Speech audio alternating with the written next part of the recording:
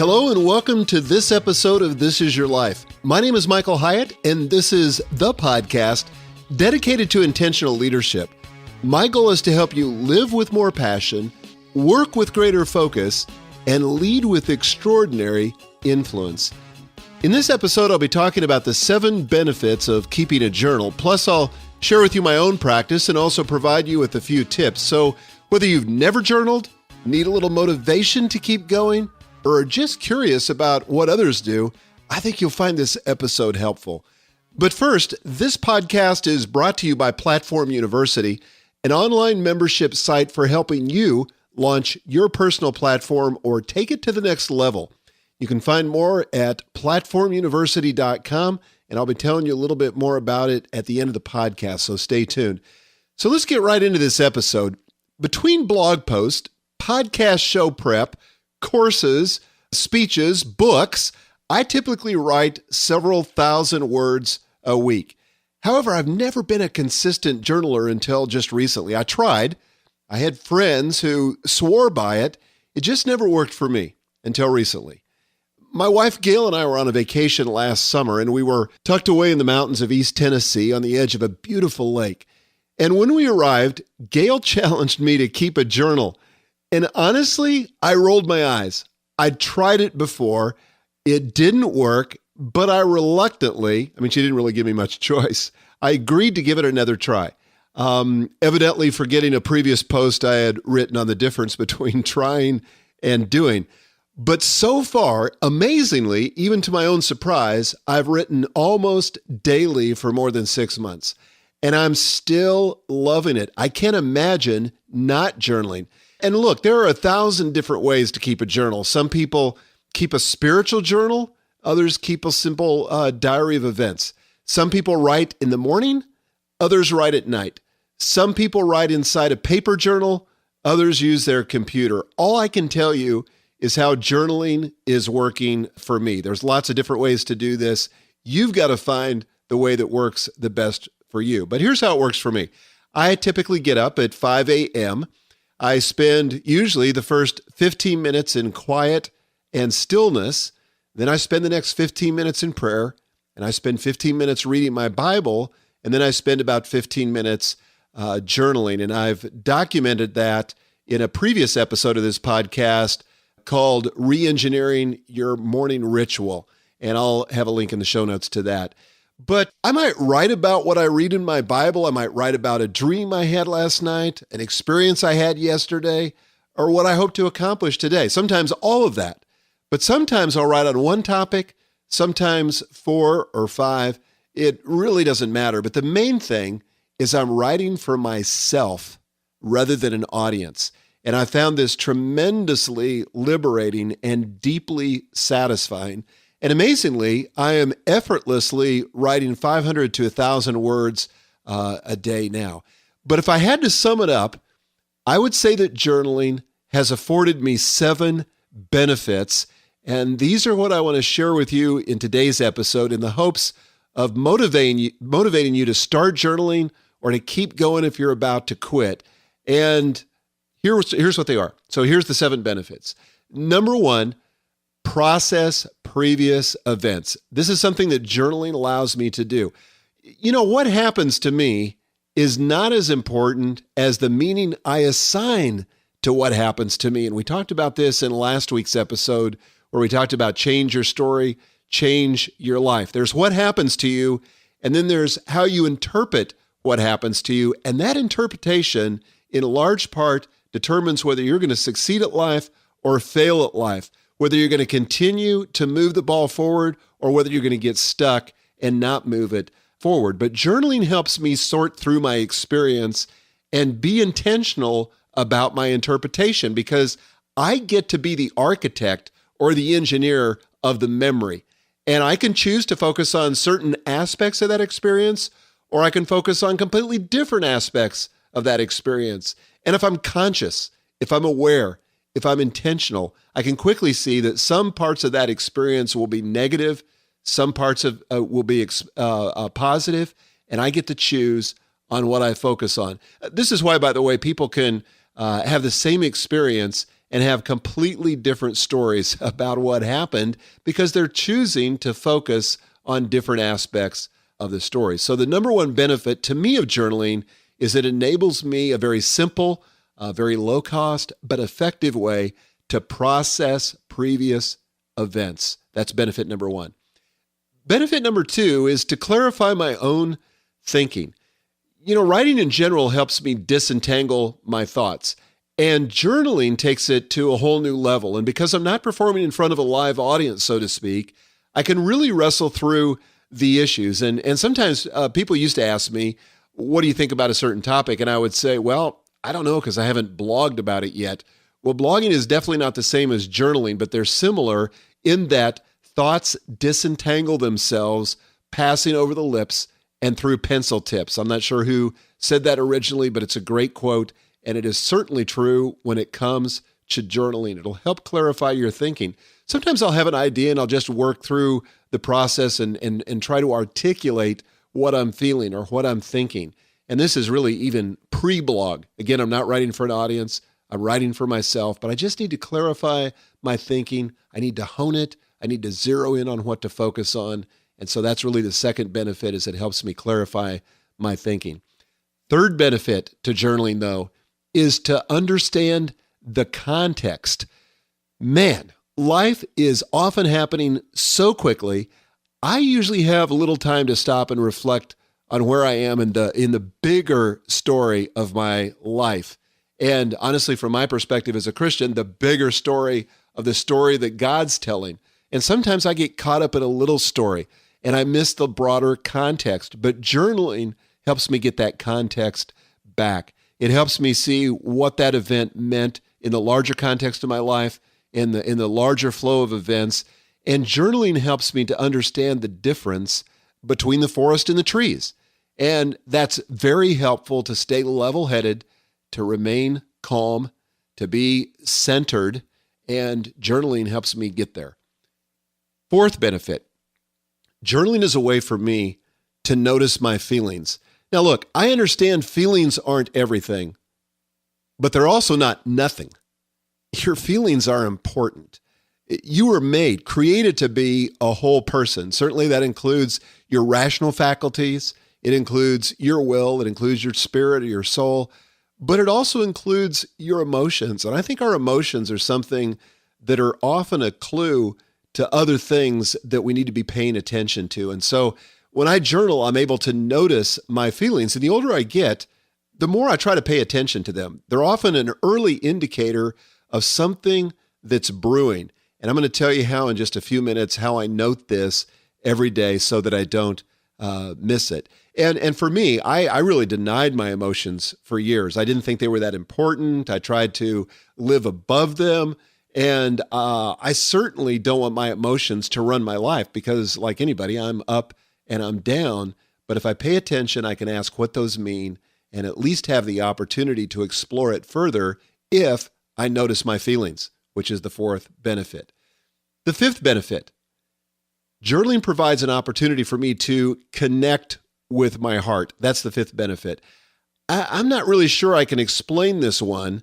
I talked about the importance of the leader's heart a few episodes ago, but journaling has helped me monitor the condition of my heart. It's really the only time of day when I really have the proactive opportunity to check in and say, how's my heart doing? That part that's the most inner part of me, that part of me that is so often invisible to the external world. We get so focused on image and the outer or external or exterior life that we forget there's a world of activity going on inside of our heart. Solomon said, above all else. I mean, he didn't say, if you get to it, but above all else, number one on your priority list is that you're to guard your heart, Proverbs 4:23. And it's hard to do this when you lose touch with it. So journaling enables me to connect with my heart, not just my emotions, what I'm feeling, but what's spinning around inside of me, inside of my thinking, inside of my heart, the deepest and purest part of me. So number 5 is connect with my heart. Number 6 is record significant lessons. I don't know about you, but I'm a better student when I'm taking notes. And so many things happen every day, so many insights, so many lessons that I get that I could learn from if I was only paying attention and writing things down. And writing things down for me leads to deeper understanding, and I hope, and this is really what I'm after, wisdom. I want to write down what I learn so I don't have to relearn it later. And that's kind of the curse that's given to those of us who are slow learners, is that if we don't get it the first time we're exposed to it, we often get another opportunity.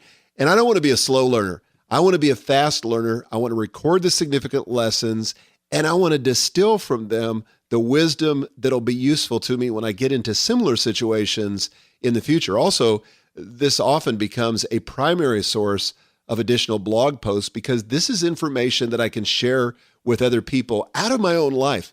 And I find that when I write, whether it's a book, whether it's a blog, or even when I'm speaking, that the most poignant illustrations, the things that really connect with other people, are those lessons that come out of my life. It's not just a history lesson or not something that is just interesting that happened to somebody else, but it's something that I've learned myself in the school of hard knocks, learned it maybe the hard way, but I've learned it for myself and I can speak out of my own experience. There's no authority like that, by the way, but it begins in my journal by recording these significant lessons. Again, not for anybody else, but for myself, but I at least have them recorded in my journal where I can come back to them later if I want to. Number 7, seventh benefit, ask important questions. You know, a journal is not merely a repository for the lessons I'm learning, but also for the questions I'm asking. Not every question is answered now. Everything doesn't have to be tied up with a bow and put into my journal as though I've got all the answers. If there's one thing I've discovered, it's the quality of my questions that determine the quality of my answers. One of the better ways to get better answers to life's questions is to articulate better questions. And so this is a place where I can do that in my journal, is just to write the question. I don't feel compelled to give an answer now. Sometimes I do, sometimes I don't. But to at least put the questions there so I can mull over them, think about them through the day and through the week, and eventually come back to them with an answer. So again, 7 benefits to keeping a journal, but I also want to provide some practical help in actually getting started. And when I started journaling, and again, I just want to emphasize, I'm pretty much a novice. I've only been doing this for a little over 6 months, but I have been doing it steadily. And sometimes I think we can report best when we're newest to a task and the new hasn't rubbed off and we still know what it takes to succeed or get started. But when I started journaling, I did it the old-fashioned way. I kept my journal in a physical notebook, and I happened to use an Ecosystems journal, ECO Systems Journal, and I'll provide a link in the show notes if you want to go that route. But I'm not the best at writing lots of text by hand. You know, that's just me. The legibility of my writing deteriorates quickly. I'm much better in a computer. So on day 3 of my journaling experience, I stumbled upon a software program called DayOne. And I think, unfortunately, this is only a Mac program, but it's a beautiful minimalist writing tool that reminds me a lot of Byword, which is the program I use to do most of my blog writing. But here's what I like about DayOne, if you want to consider this as an alternative or as an option for your daily journaling. It provides a simple, uncluttered writing area. Again, it's a minimalist kind of writing tool, so there's not a lot of clutter, not a lot of options. There's not a lot you can do except write. It also has iCloud and Dropbox synchronization so that you've got your journal wherever you are, whether it's with your iPad, your iPhone, or on your desktop. I like that as well. It also offers password protection. Though not encryption yet, it at least has password protection so that somebody would have to make a really huge effort to get at your journal to find out what's inside. It also offers a calendar view, which allows you to jump quickly to a specific day.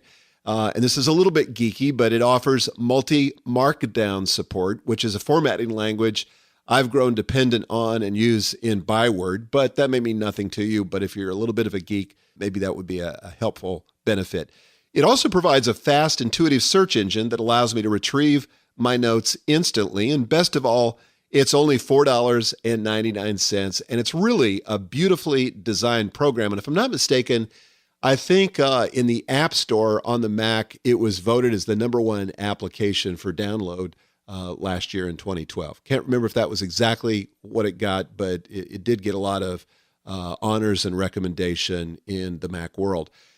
Well, about a month ago, I started using Evernote for my journaling. And I'm sure some of you are thinking, as I was describing DayOne, and knowing that I'm an Evernote fan, you were thinking, why don't you just use Evernote, you big dummy? And a lot of people said that to me, actually, when I wrote a post about this and talked about using DayOne. They said, why don't you just use Evernote? Well, finally, I saw the wisdom of it. It makes all my journal entries readily available when I search for a topic inside of Evernote. And for me, Evernote is my digital brain. Anything worth remembering, anything worth keeping, for me, goes into Evernote. That means meeting notes. It means web clips. It means projects that I'm working on, whatever. But when I search for a topic inside of Evernote, if my journal's there, it makes those notes available for blog posts, speeches, books, other stuff where I may reuse that content later. Now, to be honest, one disadvantage you should be aware of if you decide to go the Evernote route, keeping your journal in Evernote is less secure than DayOne. Yes, you can encrypt selected text in Evernote, but you can't encrypt an entire notebook. And I really, really wish that Evernote would provide this functionality. People have been requesting it for years, myself included, and I think this is something that they should add. But in addition to using Evernote, I've created a journal template in Evernote, and I have lots of templates in Evernote, and I tag them all with a exclamation point template tag, which means it sorts at the top of my tag list. But I have a link in the show notes to my journal template so you can see what that looks like if you're interested. I also happen to use an Apple script, which I know is a little bit geeky, but to copy the template automatically into a new note in Evernote. But let me explain how I set up a journal entry in Evernote. And again, this will apply to a lot of different kinds of software, but if you're keen on using Evernote, maybe this will save you a few steps or at least give you some ideas that you can improve upon. And if you do improve it, by the way, I'd be grateful if you'd leave a comment in the show notes so that I can learn from you as well. But the first thing I do is I title the note first with the date. For example, 2013-01-30. That was my entry for the day of this podcast. Then a hyphen, then the words journal entry, another hyphen, and the day of the week. Now, under that, I list 4 pieces of information that I track every single day. Maybe you're going to have 6, maybe you're going to have none, but for me, I just thought it would be cool to track this every single day. So I track the scripture passages that I've read from the Bible, and I typically read 4, one for the Old Testament, one from the New Testament, Psalms and Proverbs, because I read through the Bible in a year, and I'm on a plan, the Tyndale one-year Bible that enables me to do that by reading 4 passages every day. It's really kind of cool. Then I track my location. Wherever I am at the time, I'm writing my journal. I think this will be interesting to me as I'm looking back on this years from now to know that I was in Franklin, Tennessee, or I was in Orlando, Florida, or, I was somewhere in Scotland. I mean, I don't know where it would be, but that also is a context kind of thing that I know is going to influence how I'm feeling, what I'm thinking, what I'm experiencing, and what I'm writing about in my journal for that day. Then I also note the weather. I don't know, maybe I'm just a weather geek. This may seem totally silly to you, but I keep track of this. So I keep track of the temperature and what the conditions are outside. Is it raining? Is it snowing? Is it warm? Is it cold? Whatever. So just the weather. And then the last thing I track here, piece of information I track every day, is my emotions. And remember, I talked about this as one of the benefits earlier, but this forces me to stop and notice how I'm feeling. And it also teaches me to be precise in how I assess and articulate my emotions. Gail and I noticed this a few months ago, that we tend to use this extreme language like, well, how was your day, honey? Oh, it was horrible. Well, a horrible day is when your spouse is in a car wreck. A horrible day is when a child dies. A horrible day is when you lose your job. So, do we really have to use that extreme language to talk about what happened? Don't we have more words in our vocabulary that we can invoke to give us a broader range of experiences and be more precise in how we assess our emotions. So there's a difference, for example, for me, between being tired, being a little down, being sad, and being full out depressed. Or conversely, being confident, or expectant, or joyful, or excited. So I'm kind of enjoying exploring those different emotions and trying to be precise in describing how I'm feeling. But just to notice this. So after I've entered in those 4 bits of information, then I just write. Usually I begin with a review of the previous day. I talk about the significant events, what they meant to me, whether something confused me, or maybe I pose a question, or I don't feel the need to tie up everything in a bow. Maybe there's a lot of loose ends. And when I move on to a new subject, again, this is inside of Evernote, I insert a horizontal line in Evernote, and then I just go on to the next subject. I don't try to worry about transitions. I'm not writing this for public consumption.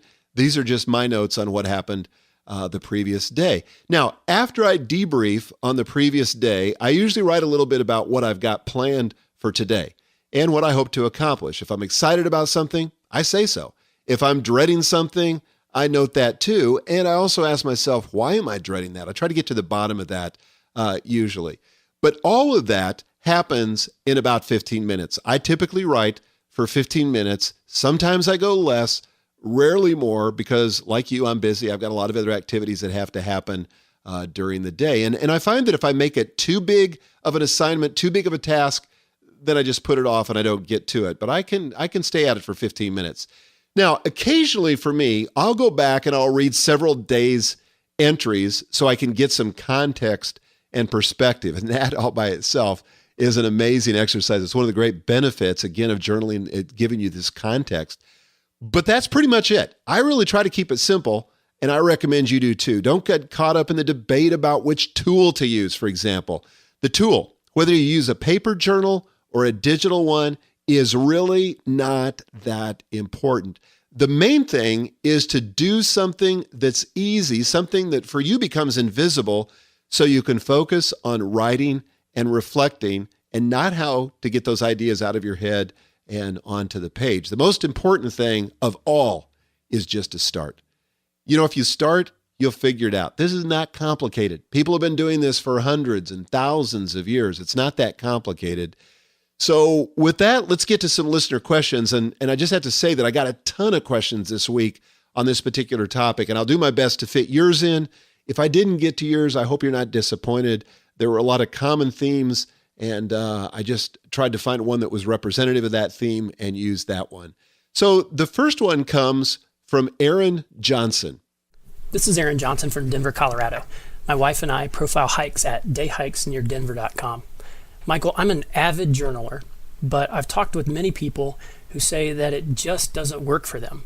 Are there some alternative ways that this kind of person could engage in the important task of self-reflection? Well, the only alternative I know of, Aaron, would probably be counseling. You know, I found huge value in that personally, but it gives you an opportunity to talk things out and have somebody who's a friendly listening ear that can give you perspective. But honestly, it's expensive, at least compared to journaling.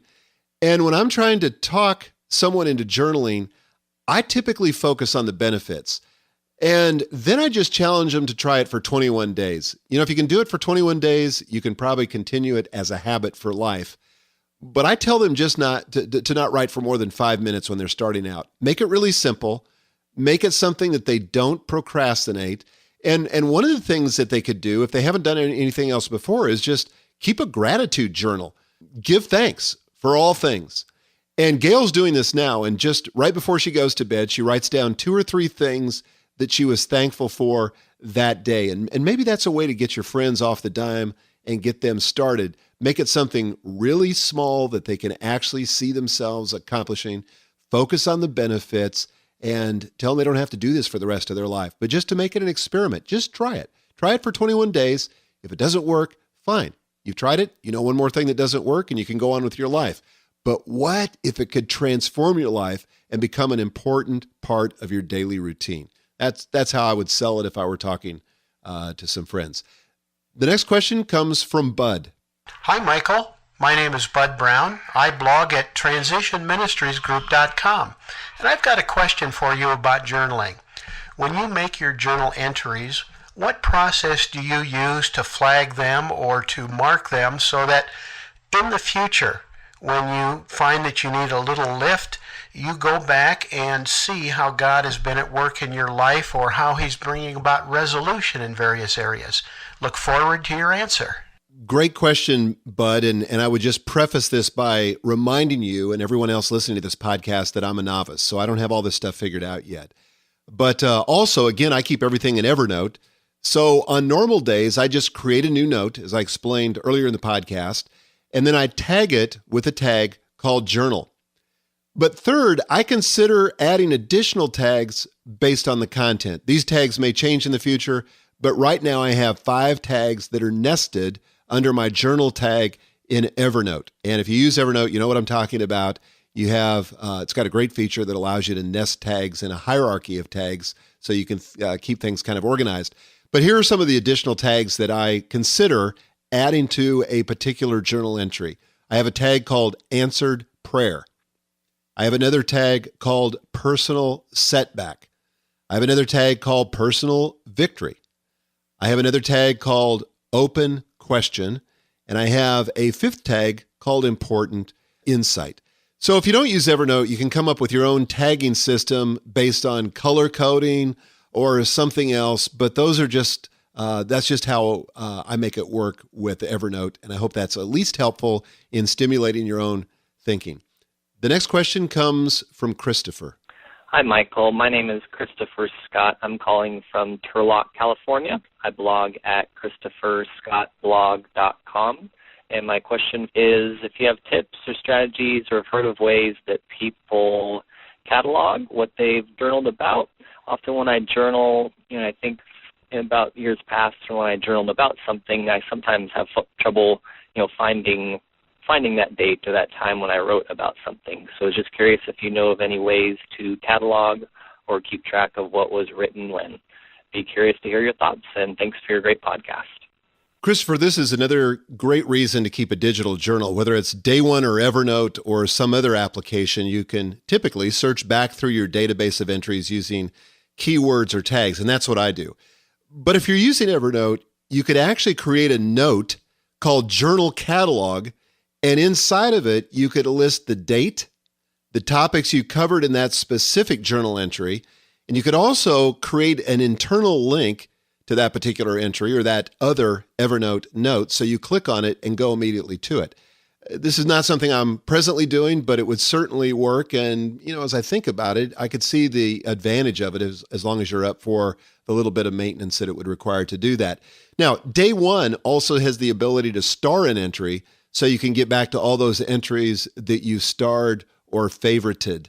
If you use a paper diary, and I used to use this years ago when I used a day planner, you might want to create an index in the first several pages of it and add a summary to each day. And you could just do this at the end of your routine, write your journal entry as normal, flip to the front of the notebook, and then just write a quick summary of what that day was so that you don't have to review the whole journal, but you can review the catalog or the index on the first several pages to get back to the specific entries. So great question. There's a lot of different opportunities, and you can be as creative as you want to be. But again, don't make the system so complex that you dread doing it, or it requires so much maintenance that you end up postponing or procrastinating the actual writing, because that's where the juice is, in the writing and in the reflection, not the systematizing, though there's a temptation for those of us that are a little geeky to go there.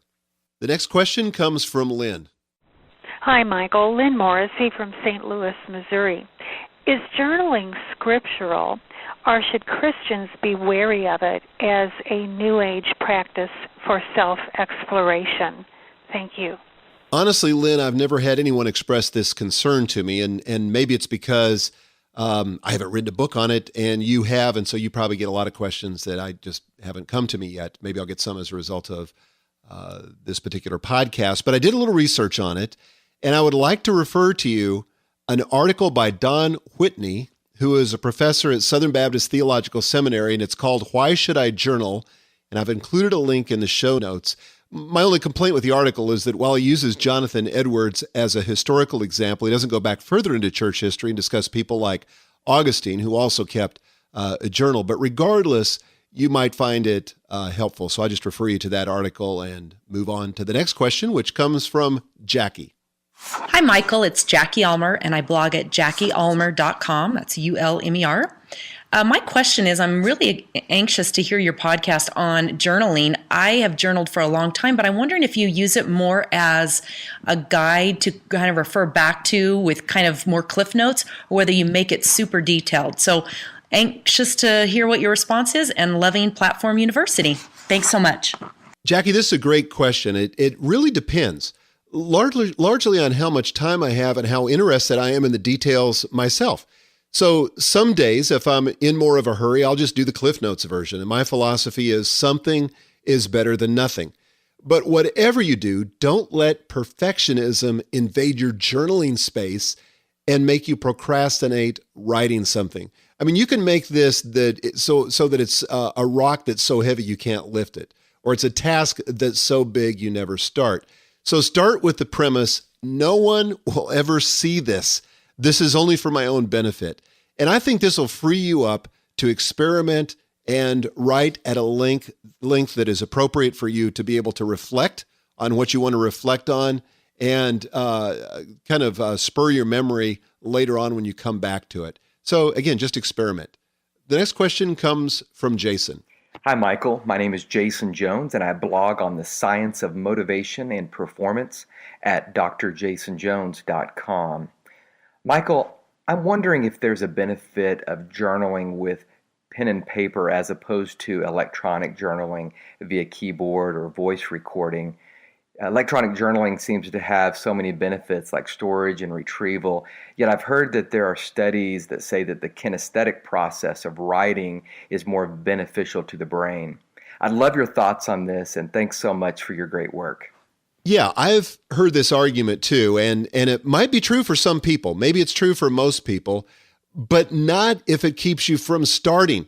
And personally, I would have never stayed with journaling if it required me to use a paper journal. That's just me, because I don't like to write longhand. As I said before, my writing's fairly unintelligible. The only time I write longhand now is when I'm taking notes on my iPad mini in a meeting, because I find that it's less intrusive than actually pulling out a keyboard or typing on the iPad keyboard. But I would say experiment.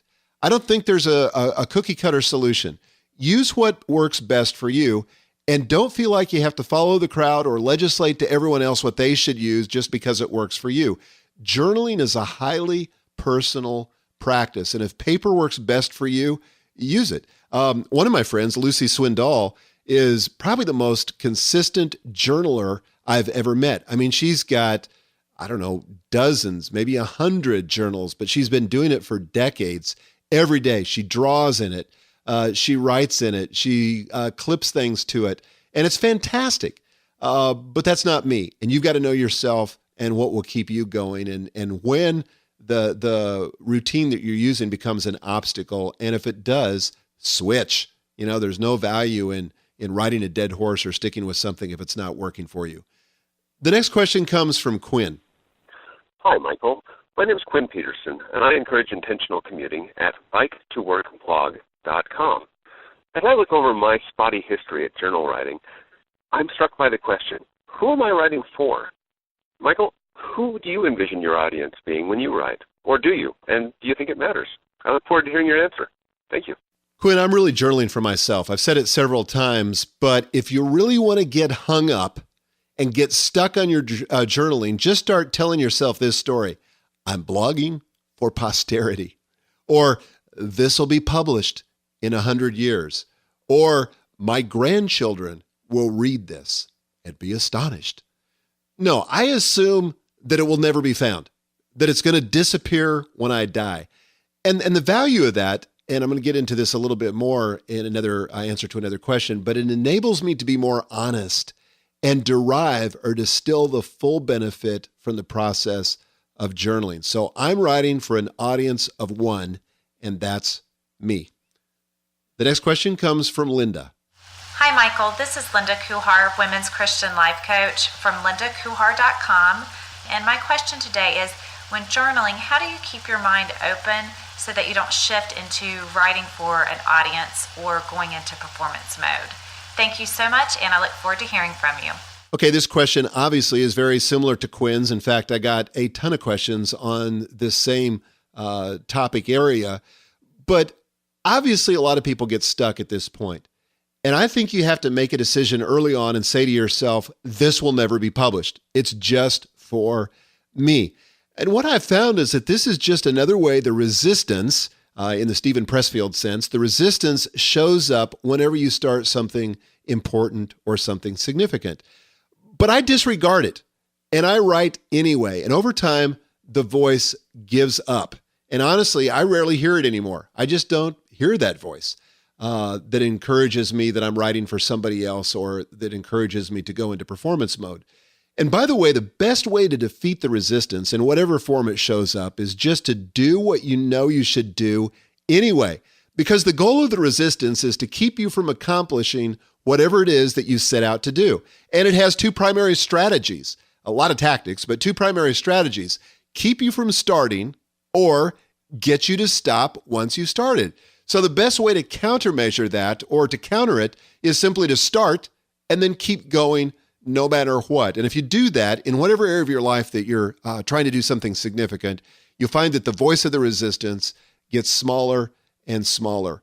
So I'm actually in the process of preparing a talk that I'm going to give at the Platform Conference here in a couple of weeks on overcoming the resistance, because I think everyone who's creative, everyone who writes, everyone who blogs, everyone who speaks, everybody who tries to take on something significant, they encounter the resistance. And I want to talk about that as how you deal with that from a mindset standpoint and some countermeasures that you can employ to get past it to be productive. The last question comes from Sam. Hey, Michael. This is Sam from easyjournaling.com, a website that focuses on keeping a personal journal on your smartphone, tablet, or PC. I've noticed that a lot of people think that using social media or blogging is the same as keeping a personal journal. What suggestions do you have to help convince my audience that there are greater benefits to be had from keeping a private journal than from just using Twitter, Facebook, or keeping a blog? Thank you so much. Well, I think there are 4 benefits of keeping a private journal. Number 1, you can be totally honest. Number 2, you don't have to consider that you might be understood. You don't have to really wordsmith it and make sure that you've dotted every I and crossed every T, because somebody may misunderstand and get offended in the future. And so I don't even worry about that because it's a private journal. Another advantage is you don't have to try and manage your image. I mean, this happens all the time when we're blogging or when we're in social media. I mean, I face the temptation all the time. How do I want to be perceived versus how I really am? But in a journal, you can set all that aside and you can just get really honest and be who you are. And then a 4th benefit to keeping a private journal, I think, is you don't have to close every loop. When I blog, and maybe this is just me, but when I blog, I feel like it's got to be a complete package, that I can raise the question, but I need to answer it. I'm trying to offer solutions for people on my blog, but not in my journal. I don't have to close every loop. I don't have to feel pressured to do so. And there's probably some other benefits too, but I say, man, make it private. You'll benefit from it. So let me leave you with this question. Do you journal? And if so, what has been the primary benefit? I would love to hear from you. So you can go to my blog at michaelhyatt.com/039 is in episode 39. Leave your comment, share it with the community, and let the rest of us benefit as well. Just a few quick announcements here as we get to the close. First, Platform University is going great, beyond my wildest expectations. We've now had in excess of 1,000 people join. And if you haven't done so yet, please check it out. If you're serious about building your platform this year, you couldn't make a better investment than becoming a member of Platform University. There, I said it. It's because I believe it. Each month we offer 4 significant content components. And let me just describe these quickly for you. First of all is the master class. This is where I or another expert take you through some key part of platform building. This month, for example, I discuss the importance of starting with WOW, how to build WOW into your platform and into the products and services that you offer. And then we make this available as a video and an audio, so you can take it with you if you prefer to listen to it on the go. And we also include a study guide with some key takeaways as well, because we want you to really grasp this and for it to make a difference in your life. Second component is a Q&A teleseminar. This is where I host a 1-hour live teleconference and answer your specific questions about building a platform. We just had our first Q&A last night. We had hundreds of people on the call, and I got very, very specific in my answers. Third component, member critiques. Each month, our members volunteer to have me critique their site, and I pick one, and then I tell them the good, the bad, and the ugly, and the whole thing is recorded so that all of our members can benefit, so they can learn and they can improve. It's amazing how much you can learn just by watching a real live example and then applying it to your own situation. The fourth content component is the Backstage Pass. I'm really excited about this. This is where I take you behind the scenes, show you exactly how I do something. So this month, for example, I give you a tour of my workspace. You'll see my computer setup, my stand-up desk, my podcasting equipment, and I explain the rationale for where I have tried to engineer everything to optimize my productivity. Now, one of the most helpful benefits of Platform University is access to the members' discussion forum. And this is where you can pose questions, learn from the other members, and offer up your own success stories. And I also participate in the forums, answering questions wherever I think I have something of value. But again, if you haven't checked it out, go to platformuniversity.com. It's only $25 a month. I know I'm biased, but I think it's a steal. And if you want to build a platform, you can't afford not to do this. I don't know how to say it any more strongly, but platformuniversity.com, you at least owe it to yourself to check it out. Second announcement, we still have 6 tickets, yes, just 6, left for the Platform Conference, which will be held here in Nashville on February the 11th through the 13th, just 2 weeks away. You can find out more at platformconference.tv. And the third announcement is that my next podcast will be on the topic of how to get out of that funk. I don't know where you live when you're listening to this, but in the U.S. where I live, it's winter. And that causes a lot of people to get the winter blues or to go into a funk. And I'm going to talk about how to get out of it on command whenever you find it necessary. So if you have a question about this topic, please leave me a voicemail message at michaelhyatt.com/podcast question. This is a terrific way to cross-promote your blog or your website because I'll link to it just like I did here with the callers in this episode. Well, that's it for this episode of This Is Your Life. I'd be so grateful if you'd rate my podcast on iTunes. That helps tremendously with keeping my podcast visible so people who have never heard of it can discover it. If you'd like to comment on this episode, please go to michaelhyatt.com. Go to the show notes for this episode and scroll down to the comment section and let me hear from you. What did you like? What did you not like? Where can you offer value to the people that are also listening to the podcast?